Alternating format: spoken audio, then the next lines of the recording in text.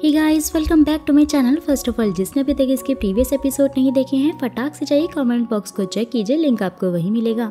सो दोस्तों, इस पार्ट की शुरुआत वहीं से होती है जहां पिछले पार्ट का दी एंड हुआ था। वॉन और दोही साथ में होते हैं, दोनों के क्यूट मोमेंट चल रहे होते हैं और फाइनली वो दोनों एक दूसरे को फर्स्ट किस करते हैं। देखते ही देखते वहाँ पर तो पानी भी गिरने लग जाता है और वॉन अपनी पावर से फिर उन बूंदों को वहीं रोक देता है। ये देखते ही दोही काफी खुश होती है कि वॉन की पावर वापस आ गई है। जिसके बाद वो दोनों रूम में जाते हैं और अकेले अपना क्वालिटी टाइम स्पेंड करने लगते हैं और साथ ही साथ वो दोनों तो इंटीमेट भी हो जाते हैं। नेक्स्ट मॉर्निंग वॉन बहुत ही प्यार से दोही को देख रहा होता है। ये बोलकर उसे अपने साथ में रेस्टोरेंट खाने के लिए ले जाता है कि मुझे बहुत ज्यादा भूख लगी है। लेकिन वो लोग देखते हैं कि वहाँ तो दोही की फर्स्ट डेट बैठा हुआ था, जो कि एक लड़की को बोल रहा होता है कि रिच गर्ल मुझे बिल्कुल पसंद नहीं है, क्योंकि मैं उनका गुलाम बन के नहीं घूम सकता और इसीलिए मैंने अपनी पिछली डेट को भी रिजेक्ट कर दिया था, जो कि दोस्त किसी और की नहीं बल्कि दोही की ही बात कर रहा होता है। वो नहीं सब कुछ सुनकर काफी ज्यादा गुस्सा हो रहा होता है। साथ ही वो तो उसे उल्टा सीधा ही बोलने लग जाता है और वो इंसान वहाँ से डर कर भाग जाता है। जिसके बाद फाइनली वॉन और दोही अपना कपल टाइम स्पेंड करते हैं। कपल्स की तरह ही साथ में आइसक्रीम खाते हैं, बोट पर घूम रहे होते हैं और यहाँ वहाँ जाकर तो वॉन बहुत ही ज्यादा खुश होता है। जैसे ही मिस्टर पार्क को ये पता चलता है ना कि वॉन और दोही डेट पर गए हैं, वो तो काफी ज्यादा शॉक हो जाता है, ये सोचते हुए कि आखिरकार ये सब कुछ हुआ कब। घर पहुंचते ही एक लेडी के फोन में वही खूनी वाला सॉन्ग सुनते ही दोही काफी ज्यादा डर जाती है, यानी कि उसके मन का डर अभी तक खत्म नहीं हुआ था। फोन भी ये बात बहुत अच्छे से समझ आता है और उसका डर निकालने के लिए वो उसी सेम गाने पर दोही को बैल्कनी में लेकर जाकर डांस कर रहा होता है और बोलता है कि अब से ये गाना सिर्फ हम दोनों का है, जिससे कि दोही भी काफी खुश होती है। वहीं दूसरी तरफ नौसुक और मियोंग गोल्फ खेल रहे होते हैं, तो नौसुक अपने बोर्ड मेंबर को धमकाते हुए कह रहा होता है कि सिचुएशन चाहे जो भी हो, तुम सबको मेरा साथ देना होगा वरना अच्छा नहीं होगा। जैसे ही फिर वो लोग गाड़ी में घर जा रहे होते हैं, तो नौसुक अपनी मॉम के यानी कि मैडम जू के पुराने बातों को याद करते हुए सोच रहा होता है कि एक बार वो बहुत ज्यादा भीगी हुई थी और बोल रही थी कि मुझे अपने सारे पापों को मिटाना होगा। और इसके बाद वो अपने बेटे यानी मियोंग से पूछता है कि तुम्हारे पास क्या कोई और भी फोन है, क्योंकि उस पे मैसेजेस जो आ रहे थे। जहाँ मियोंग बहाना बनाते हुए बोलता है कि वो सिर्फ और सिर्फ गर्ल्स के लिए हैं। वहीं दूसरी तरफ वो मिस्टीरियस मैन भी सारे मैसेजेस पढ़ रहा होता है और डेविल ब्रांड की सिगरेट भी पीता है। यहाँ पर ऑफिस में वॉन दोही को बोल रहा होता है कि मैं पूरी तरह से ठीक हो चुका हूँ और मुझे ऐसा लगता है कि तुम्हें बैक स्टेप ना लेकर मैडम जू के कातिल को ढूंढ लेना चाहिए। वो उसे काफी ज्यादा मनाता है, जैसे कि फाइनली दोही भी कन्विंस हो जाती है। और फिर जैसे ही डेविल उसका हाथ पकड़ता है, उसकी पावर काम नहीं करती। ये देखकर वो दोनों ही काफी शॉक हो जाते हैं, क्योंकि थोड़ी देर पहले ही वॉन की सारी पावर अच्छे से काम कर रही थी। और फिर उसी टाइम पर सॉनवक भी वहाँ पर पहुंच जाता है और बोलता है कि मुझे दोही से कुछ प्राइवेट में बात करनी है। ये सुनते ही वॉन तो बाहर आकर कॉफी बनाकर पीने लग जाता है और उसे काफी ज्यादा जेलसी हो रही होती है। और वही सारा ऑफिस का स्टाफ चुप चुप के वॉन को देख रहा होता है कि ये इतनी जल्दी आखिरकार कैसे ठीक हो सकता है, यानी कि इसके अंदर कुछ ना कुछ पावर तो जरूर है। और जैसे ही वो लोग देखते हैं कि वॉन कोई ड्रिंक पी रहा है, वो भी वही सेम ड्रिंक जाकर पीने लग जाते हैं, क्योंकि दोस्तों उन सबको तो यही लग रहा था कि यही ड्रिंक पीकर वॉन स्ट्रॉन्ग बनता है और उसको पावर मिलती है कुछ ना कुछ। वहीं दूसरी तरफ पुलिस स्टेशन में सारे के सारे ऑफिसर भी काफी परेशान हो रहे थे, क्योंकि वो खूनी को ढूंढ तो रहे थे लेकिन वो खूनी उन्हें मिल ही नहीं रहा था। और इसीलिए वहाँ पे अचानक से वॉन पहुंच आता है और इस खूनी का स्केच बनवा लेता है।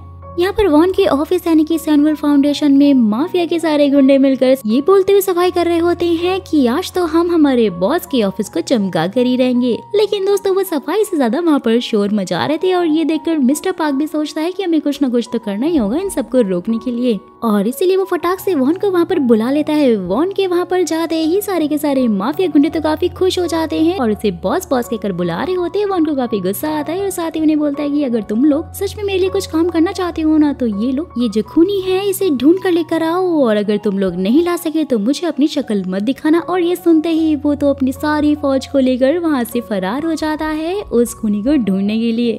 सैरी भी वहाँ पर इसी टाइम पर पहुँच जाती है। दोनों के बीच में थोड़ी बहस हो जाती है, क्योंकि सैरी उससे बोल रही थी कि मैंने तो आपसे पहले कहा था कि आप उस दोही से दूर रहिए। देखिए ना, उसने आपको एक ही दिन में हॉस्पिटल पहुँचा दिया और इसके चक्कर में आपने अपनी पावर भी खो दी और अब धीरे धीरे इंसान बनते जा रहे हैं। लेकिन वॉन उसे लास्ट वार्निंग देकर वहाँ से ये बोलकर जाने लग जाता है कि मैं दोही का साथ ऐसे बीच में नहीं छोड़ सकता, तुम इन सबसे दूर रहो तो ज्यादा अच्छा रहेगा। नेक्स्ट सीन में दोही और मिशन साथ में होते हैं। काफी ज्यादा ड्रिंक कर ली होती है उन लोगों ने और जैसे ही वॉन के पास दोही का फोन आता है, वो उसे बोलती है कि अभी प्लीज मुझे यहाँ से आकर ले जाओ। वो तो भागता भागता वहाँ पर जाता है, काफी खुश होता है, लेकिन जैसे ही वो दोही और मिशन की हरकतें देखता है वो तो काफी ज्यादा शॉक हो जाता है, क्योंकि नशे की हालत में वो दोनों ही काफी ज्यादा उटपटांग हरकतें कर रही होती हैं। बेचारा अपना डेविल इन दोनों ठल्ली लड़कियों को हैंडल नहीं कर पाता और इसलिए वो फटाक से मिस्टर पार्क को वहाँ पर बुला लेता है ताकि वो मिशन को उसके घर छोड़ाए, और वो खुद दोही को उठाकर वहाँ से ले जाता है। दोही काफी खुश होती है और काफी ऐसे प्यार से बातें कर रही होती है, और दोही को ऐसे देखकर तो हमारा वॉन भी काफी ज्यादा खुश हो रहा होता है। और वही नोकझोंक चल रही होती है मिशन और मिस्टर पार्क के बीच में, क्योंकि जैसे ही मिस्टर पार्क उनसे पूछते हैं कि आपके घर का एड्रेस क्या है, मिशन तो उसी के ऊपर ये बोलते हुए गुस्सा करने लग जाती है कि आखिरकार तुम मेरे घर क्यों जाना चाहते हो। लेकिन जैसे ही मिस्टर पार्क बोलते हैं क्योंकि मुझे आपको आपके घर छोड़ना है, तो मिशन तो उससे काफी क्यूटली बात कर रही होती है और साथ ही उसकी काफी तारीफ भी करने लग जाती है, जहाँ मिस्टर पार्क तो शर्मा ही जाते हैं। वहीं दूसरी तरफ माफिया बॉस के सारे गुंडे इस खूनी को पकड़ने में जोरों शोरों से लगे हुए थे और दोस्तों यहाँ पर वो खूनी भी उस मिस्टीरियस मैन के पास में पहुंच जाता है। दोनों आपस में बातें कर रहे होते, जहाँ देखते ही देखते वो तो उसे मार ही डालता है। और दोस्तों यहाँ पर हमें ये पता चलता है वो मिस्टीरियस मैन कोई और नहीं बल्कि नौसुकी है, और उसने खूनी को इसलिए मार दिया है क्योंकि वो जान चुका था कि पुलिस और माफिया गुंडे उसके पीछे पड़े हुए हैं। साथ ही हमें फ्लैशबैक का एक सीन दिखाया जाता है जहाँ मैडम जो नौसुकी के ऊपर काफी चिल्ला रही होती है और उसे काफी डांट रही होती है। और दोस्तों यहाँ पर हमें ये भी पता चलता है मैडम जो को किसी और ने नहीं बल्कि नौजुक ने ही मारा है। और साथ ही जब वो उनका लेटर पढ़ रहा होता है तो उसमें लिखा था कि मुझे इस बात का बहुत ज्यादा पछतावा है कि मैंने एक शैतान के बच्चे को जन्म दिया है। यहाँ जैसे ही दोही सोकर उठती है ना, उसे तो हैंगओवर होने लग जाता है। वॉन तो उसी की मजे लेने लग जाता है और उसे बता रहा होता है कि उसने रात में कैसी कैसी उठपटांग सी हरकतें की थी, जिसे सुनते ही दोही तो शर्मा जाती है और उसी टाइम पर उसे पुलिस का कॉल आ जाता है और उन्हें खूनी के बारे में सब मालूम चल जाता है। जैसे ही वो पुलिस स्टेशन पहुंचते हैं तो ये जानने के बाद कि खूनी को जलाकर मारा गया था और उसके बाद भी उसके दिल पर चाकू से वार किया गया, वो दोनों काफी ज्यादा हैरान हो जाते हैं। सोनवुक भी वहाँ पर पहुंच जाता है और वॉन दोही को वहाँ से ये बोलकर निकल जाता है कि सोनवुक के साथ तुम घर चले जाओ, मुझे कुछ काम है। और वो सीधा जाकर अपने ऑफिस में चेक करने लग जाता है, जहाँ पर दोस्तों उसे वही रिकॉर्डिंग डिवाइस मिल जाती है और जिससे कि वो सारा का सारा खेल समझ जाता है कि यानी कि खूनी को पहले से ही सब कुछ मालूम चल चुका था और वो उसके बारे में और उसकी पावर के बारे में सब कुछ जानता है। सोनवुक ने भी यहाँ पर अपने ग्लव्स को जला दिया होता है, जिसे उसकी वाइफ भी नोटिस कर लेती है। वो जैसे उसके पास आती है सोनवुक उसे आकर पीछे से आवाज लगाता है, जिससे कि वो तो डर ही जाती है।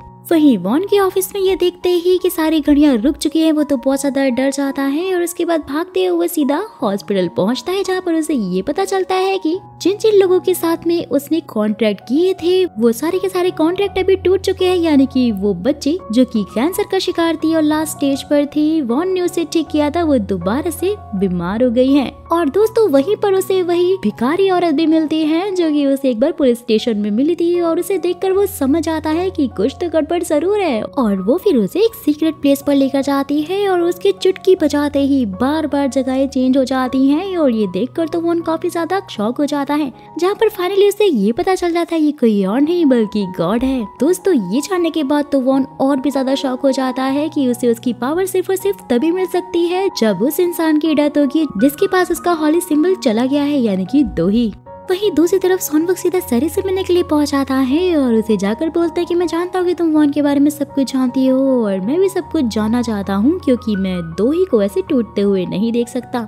जहाँ पर फाइनली सरी भी उसे सब कुछ सच सच बता देती है कि वॉन कोई नॉर्मल इंसान नहीं बल्कि एक डेविल है। और वहीं दूसरी तरफ हम दोही को देखते हैं जो कि चारों तरफ आग से घिरी हुई थी और अचानक से वो वहीं बेहोश हो जाती है। सो गाइस फिलहाल तो यहाँ पर इन एपिसोड पर द एंड हो जाता है, लेकिन आगे की स्टोरी और भी ज्यादा इंटरेस्टिंग और मजेदार होने वाली है। सच जानने के बाद सोनवुक कौन सा नया कदम उठाने वाला है और यहाँ पर दोही के साथ ये सब कुछ क्या हो रहा है और सरी आगे क्या करने वाली है, सब मैं आपको बताऊंगी इसके नेक्स्ट एपिसोड में। तो अगर आप चाहते हो ना कि मैं उसे भी एक्सप्लेन करूँ तो फटाक से मेरे कॉमेंट बॉक्स को नेक्स्ट पार्ट सून से भर दीजिएगा। जाने से पहले चैनल को सब्सक्राइब और वीडियो को लाइक भी कर दीजिए ताकि नेक्स्ट वीडियो आपको जल्द से जल्द मिल जाए।